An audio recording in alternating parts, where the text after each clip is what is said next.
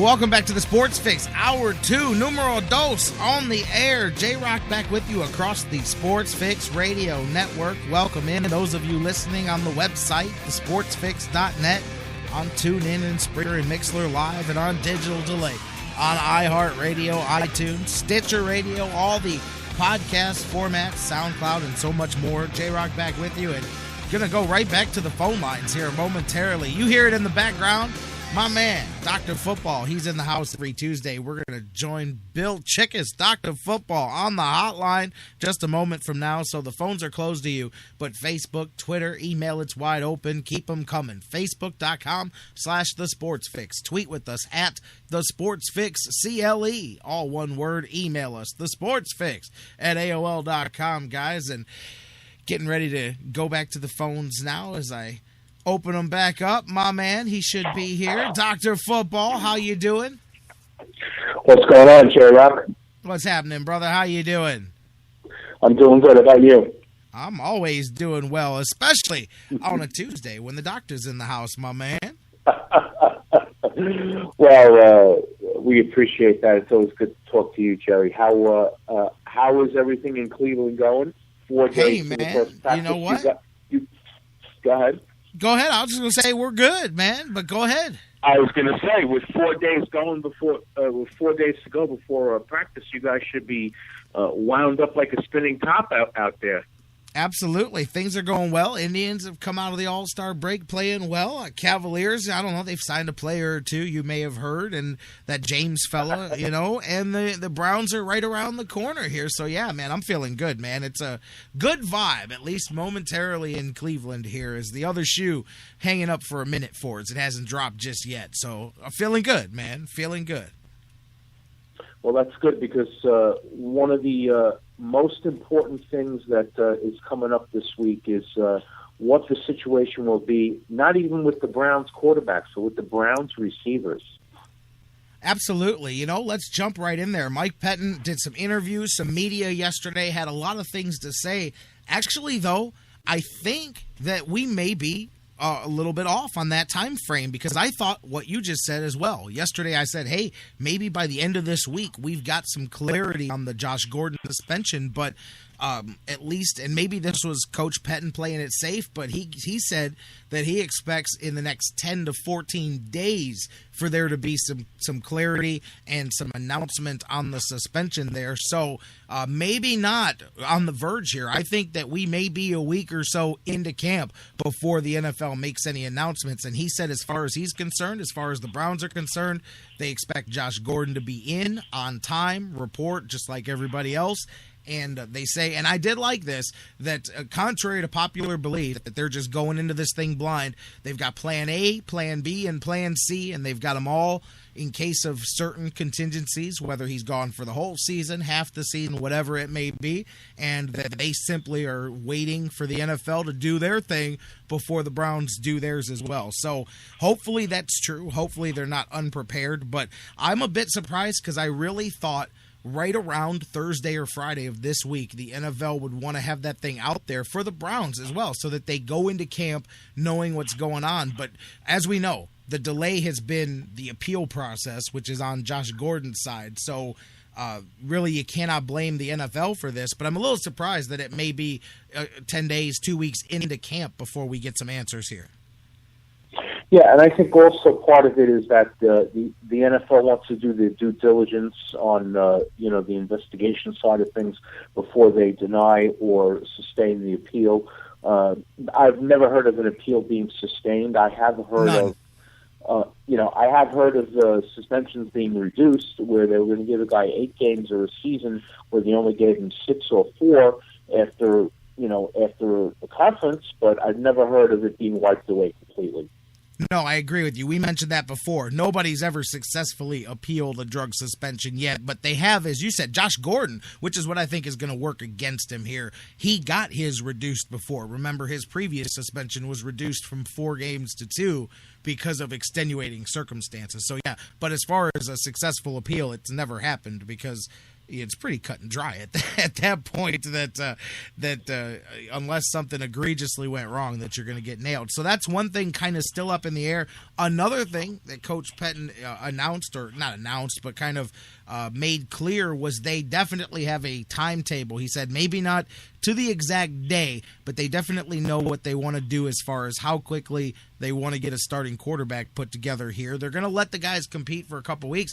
I think last week I was talking about this, and I said my gut says that sooner rather than later they're going to get the official announcement. Basically, if Johnny Manziel blows the doors off, I mean, just does some unreal stuff for the first couple of weeks, then I think the conversation changes. But if not, they let him compete, and 2 or 3 weeks into this thing, that's when the Browns will make their decision. So that because I think you've got a unique thing here. I know that you want to get your starter ready. So let's say it's Hoyer. The veteran thing with him is that he can get minimal snaps with the first team in the preseason as far as the games. So if you quickly, within 2 or 3 weeks, if you announce Hoyer as the guy who's going to start opening day, you can instantly give the bulk of the preseason snaps to John Manziel to get his learning curve caught up. So in actuality, I think it may behoove him even more to make that move quicker. And really, as I said, tell me if you disagree, but I think Manziel would have to come full guns blazing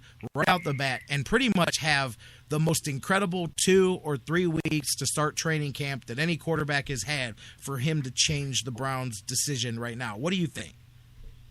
Yeah, that's pretty much along the lines that I'm looking at, Jerry. The team announced that they will make their decision just around or prior to the August 23rd game against the Rams, preseason game against the Rams.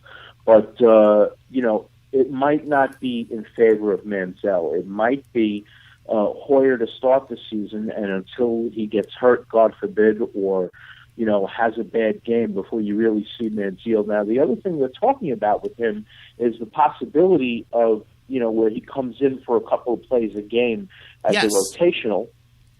Like a special package just for Manziel. Right. I've actually heard about that's something that Shanahan is working on including in this offense, so my only thing about that, and hey, if a team can't stop it, and I guess it doesn't matter. If you tell them you're going to drive it right up the middle and dunk, if they can't stop you, then it doesn't matter what they know. But my thing with those, because we used to have, when the Wildcat got hot, every team tried to do it. We had the flash package here in Cleveland with Josh Cribbs, but it was such a limited package that, to me, you were almost giving the other team the advantage, because when you trotted out that package, the team knew that there was only a handful of ways that you could go. Now, there's a difference between a quarterback and a wide receiver who can throw the ball. So, yes, Manziel opens up some different possibilities, because if you overplay the run, he can burn you with the pass and vice versa. But I do always worry about those packages that have a specific person, because they're much trickier to implement. They have to be diverse, or else the other team kind of knows where you're going with it. You know what I mean? Yep, good point. And something that the Browns are looking at. This is important here. The quarterback coach, Dwell Loggins, as well as Coach Shanahan, they have to sit down with the quarterback crew, with all the quarterbacks in camp, not just Manziel and Hoyer, whoever else they bring into camp. And don't be surprised, there has been some speculation about Tim Tebow, getting another shot in the league. He recently had a workout here in Scottsdale that was much talked about for several days on the NFL Network and other places, high and low, that Tim Tebow is still ready to play if the team should give him a call. Whether or not Pettine and Farm are looking at that call, who knows? But if one of these guys gets hurt, don't be surprised if you get another veteran or somebody whose name has been bandied about from somewhere. Yeah, I got to be honest. I can't see the Browns going in that direction right now, because I got to tell you, I think the guy that everybody's sleeping on may be Connor Shaw, man. I'm just saying, he may be if he pans out as some people think he may, as being kind of that sleeper, Browns may actually have to put him on the roster. They may not even be able to stash him on the practice squad. Right. That's right. So, especially the way he's been playing. I mean, and they're, again, to go back to Brian Hoyer, off the field, as far as wins and losses, that's another thing that he brings. A guy like him who knows the studying aspects of it, man, you could put Manziel and Shaw both underneath him, and he can lead them both to water. You know what I mean? As far as teaching them how to prepare, and then if their physical gifts allow them, that's where the people that get into the Manziel and Hoyer fight with me, I think that they're kind of not seeing the forest through the trees, because for everybody that wants to fight about how Manziel needs his opportunity now and he's ready to go and he's going to wreck the league and all of that, I say, man, if his physical talent, which we've seen the physical things that he can do, if it's at that level, man, if you're a Manziel guy learning under somebody, it doesn't matter if it's for 2 weeks, for 2 months, or for 2 years, can only make that guy better.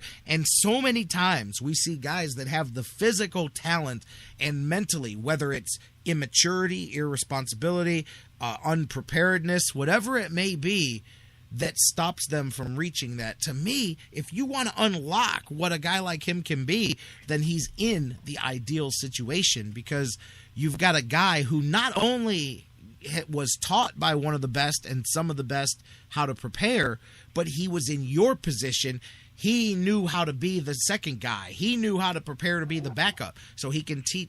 I mean, just in my opinion, he brings more intangibles off the field, speaking of Brian Hoyer, than he does on the field. Right. And I think that you could develop both of your young quarterbacks there. So that's why sometimes the Manziel people are so headstrong that they drive me nuts, because I'm like, man, you're like that guy who wants to tackle so bad that you just keep running into the brick wall. You don't care that it's a brick wall. You're just happy to run into something, when sometimes you can learn to run around it and we can do a few more things, you know?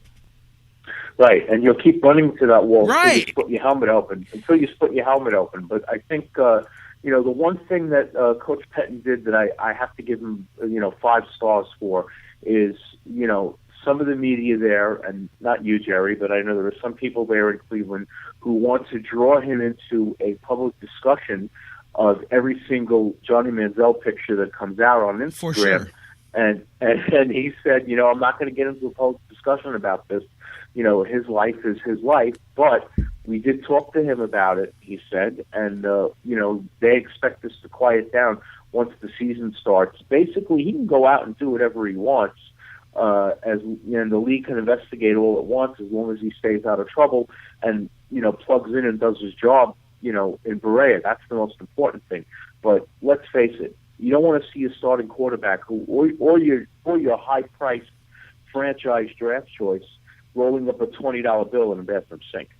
No, absolutely, and I think very subtly those statements there that he made were also kind of drawing a line in the sand with him too, because he said, hey, we gave you the benefit of the doubt. Listen, I personally, as your coach, never made any bad inflammatory statements. I said, hey, the kid's, he's able to do whatever he wants, but we expect and anticipate that this won't be an issue when play starts.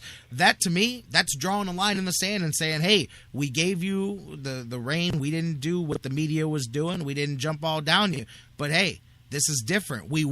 This is a different situation now, because class is in session, so to say. We're making money now. We're doing business. And I'll give him credit. Here we are. What is it? This might be a record. Since he's been drafted, I do believe we've gone consecutive weekends with no pictures, no photographs, no social media, no anything, man. And so who knows? Maybe the first thing LeBron did after he wrote that letter to SI was him and Maverick Carter sat down with old Johnny Football and said, listen, kid, chill out, man. Relax. You got plenty of time to do all this other stuff, man. But, go out there and become the quarterback first, But, no, seriously, I did say I thought that would be I thought that having him around may be a good thing, just to occasionally go, hey, man, do it this way. Do it that, you know what I mean? And but give him credit. As we've gotten closer to camp, it's gotten real quiet on the Manziel front, which I give credit to him, because that's a good thing. Well, it's good, especially if somebody in his camp became dedicated to handling the social media for him. He wouldn't be in these issues. He wouldn't have these issues that he had, right. Up until 2 weeks ago. I think that's very important, that every young rookie in this league, either get a class in how to handle social media on their own or have somebody do it for them. Okay, and he might take a page. He might take a page out of new teammate Nate Burleson's book